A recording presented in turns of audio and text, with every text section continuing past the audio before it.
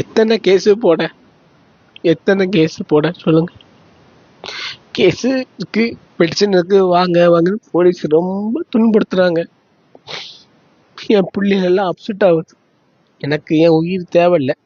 இந்த சாத்தாங்குளத்துல நடந்துச்சு பார்த்தீங்களா, அந்த கொன்னாங்கல்ல, அதே மாதிரி என்ன வந்து கொலைசல் பண்ணி கொன்னுட்டு தப்பு இல்லை. நான் நிம்மதியா போய் சேர்ந்துருவேன். என் பிள்ளைல அழுகுது, என் விஷ்ணு அழுகுறான்.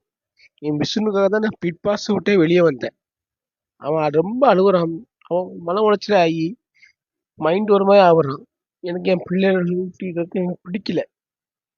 தயவு செய்து என் மேல கேஸை போடுங்க, போட்டு உள்ள வச்சு என்ன சாவ அடிச்சிருங்க, நான் நிம்மதியா செத்துருவேன்.